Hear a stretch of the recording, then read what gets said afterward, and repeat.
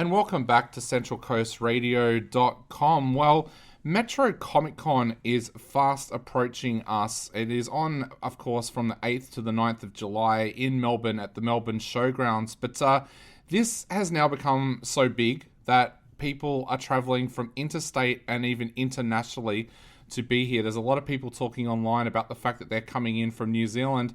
And the reason for that is because over the last week or so, Metro Comic Con have been able to announce David Harbour from Stranger Things, Black Widow, Hellboy, and also Tom Ellis from Lucifer attending, which are two really big names.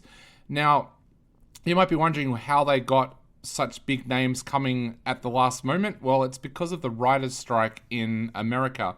A lot of productions have ground to a halt because actors and producers are supporting writers on their strike. So suddenly these actors are free to be able to come to Australia for Metro Comic Con. So Lee's jumped into the studio now as well. Lee, what are you looking forward to at Metro Comic Con?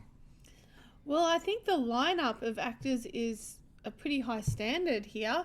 It's probably one of the best lineups I've seen for years at any cons. More big names coming too. So. Yeah, well, that's exciting. Can't wait to see that. But for me, David Harbour, I really enjoy his acting in numerous, series or movies. Of course, he's from Stranger Things. And also Black Widow. I really liked his character in Black Widow as well. And Hellboy. Yeah. Yep. So, yeah, also, I am like a bit of a teenager. I am not a teenager. I'm way beyond a teenager. But I will never grow up. I really love Twilight. I love Harry Potter, Fantastic Beasts, all those sorts of series. And Jamie Campbell-Bower is coming.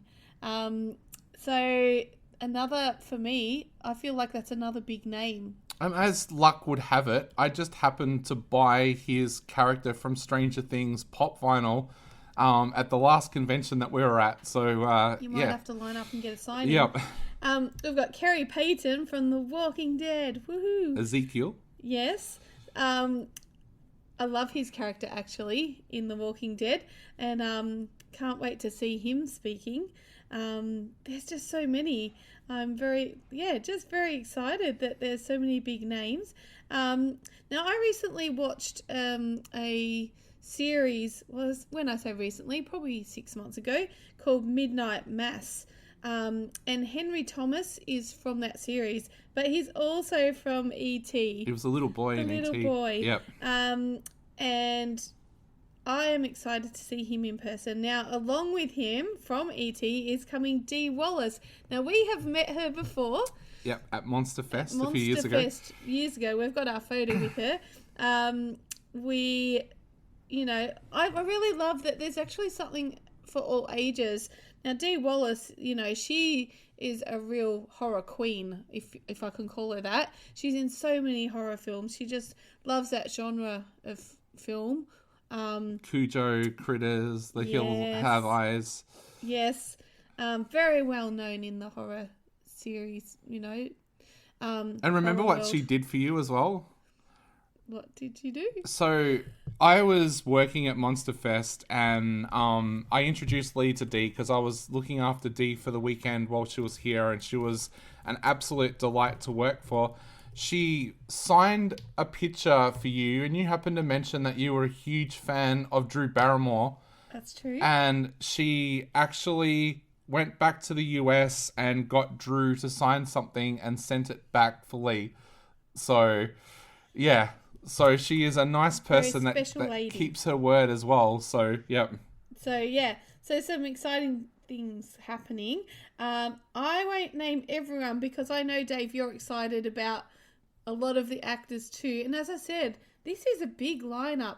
I really do hope that people come and listen to them talking. I did notice at the last con that we were at that some of the audiences were very small, especially for the actors that were like up first. I think a bit earlier in the morning, people a bit sluggish, not really arriving at the venues early enough to hear the talks, and they missed out on some really amazing people, and and it was a little bit embarrassing to have really big names there with such little crowds, and I didn't quite understand it because they were good names. I don't get people who buy tickets to a convention and then don't go for the whole day. Like, I really don't get people that go, oh, I'll be there after lunch. It's like, well, you've just missed half the day and you've paid the same amount as everybody else that's going to be there for the whole day. And I love getting there first thing in the morning because and I know this kind of defeats the purpose, but with less people there, you get to look at the stalls and you get the bargains and, but I found at the last one that, on one of the mornings they had the Vikings people there and it was like, we got to sit in the front row. So yeah, it was odd. Like, big names, big show in Australia. Lots of people watched it, and people didn't give it the time of day. But this one's at the showgrounds, and I think as we saw earlier this year with Supernova, like, there was big names, and I think actually, I know it's harder to get to and it's harder to park at, but Metro Comic Con have got the trains running to the showgrounds, so I should mention that as well. That'll be a relief because they don't always run, because I think the cost of the running of the trains goes to the actual event organisers, which is a real shame. I think if you're paying for train tickets, that service should be available for the general public. It shouldn't be something events have to pay for. Yeah, but I think the showgrounds are actually better suited to having guests because you can have a whole building that is just for guests, and I think that works really well. And there were some big names at Supernova, and that worked really, really well. Like, we were able to get into each of the ones that we wanted to see, and they were packed. And from what I've heard online, for Metro Comic Con, it's going to be the same. But the people I'm excited to see, David Harbour, of course, because I love Stranger Things. Tom Ellis, I'm really, really interested to hear from as well, because he was in Merlin, of course, before he took on the title role of Lucifer. Carrie Payton, of course, from The Walking Dead, and Teen Titans Go, which I love as well. But there's also some others that I'm really, really interested in seeing. Katie O'Brien, of course, from The Mandalorian and Ant-Man and the Wasp. I'm really excited to see her. I still have to watch Z Nation, but I want to watch it because I've heard it's really good. Henry Thomas and Dee Wallace, of course. Damon Mills, who you're about to hear an interview with in just a moment as well. He has an amazing history. So he was an anime fan growing up, and now he does voices in Dragon Ball, My Hero Academia, Pokemon. So as he says in the interview, he's living his dream because he's now doing voices in some of the shows that he grew up watching. Brendan Furr, I am really excited about because I was such a Roswell fan when that came out, like in my teenage years. So I'm really, really excited. I'm also really excited about the amount of comic book artists that are coming as well. And there's even going to be an opportunity with one of the comic book companies for Aussies to pitch their comic book ideas to them as well. So, but the panels that they've put together with the comic book artists and the owners of some of the comic book companies, if you've got an interest in comic books and you want to get into it as an artist or a writer, then you need to be at Metro Comic Con. In fact, I know people who are traveling from interstate to be there because they said this is a once-in-a-lifetime almost opportunity to meet these people and be able to talk to them about their comic book ideas. So, I know people are doing it tough at the moment money-wise, but I think Metro Comic Con is well worth the price of the tickets this year.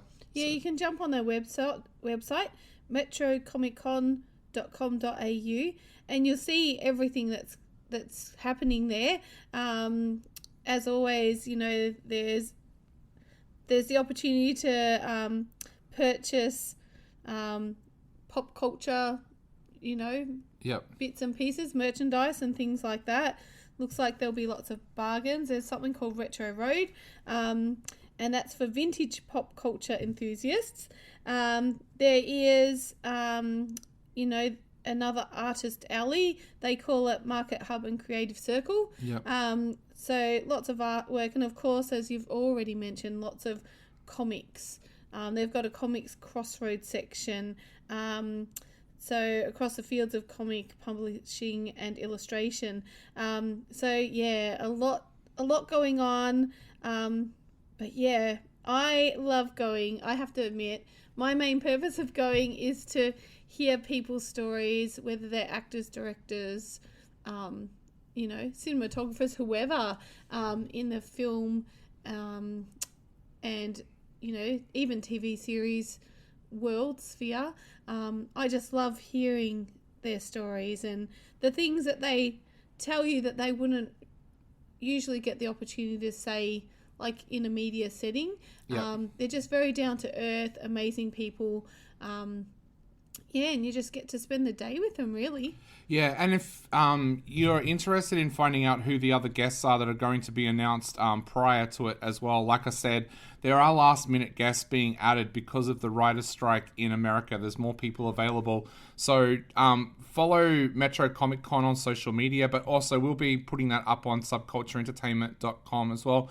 If you're on our Subculture Discord, jump on there as well, because we'll be doing some live chats on there during the convention and leading up to it. And I've just realized with something that Lee's showing me without naming names, one of the guests who's actually coming to Metro Comic Con is actually in that Discord group. So you might be able to chat to him about what he's going to be doing at the convention as well. So yeah, I highly recommend, if you've got Discord, join the Subculture Entertainment group and have a few chats with us as we head into Metro Comic Con. And feel free to share your photos in there as well. If you're at Metro Comic Con on the 8th and 9th, share by all means what you're doing there in our Discord group as well.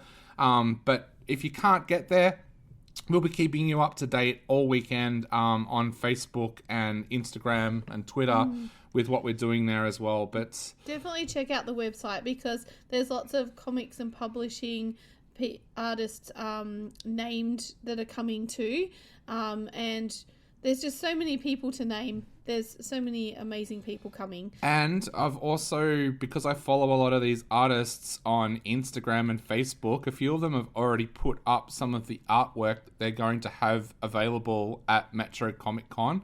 And without giving too much away, I have to say, if you're a Teenage Mutant Ninja Turtles fan, there's some very, very special artwork that's going to be available at Metro Comic Con. So make sure you grab your tickets and head along on the 8th and 9th of July to Metro Comic Con. It's only just over a week away. Yep, at the showground. So make sure you grab your tickets, because this is going to be one convention that I think we're going to be remembering for a long, long time to come. And it's a new convention, so let's support them and make sure that they stay here in Australia as well.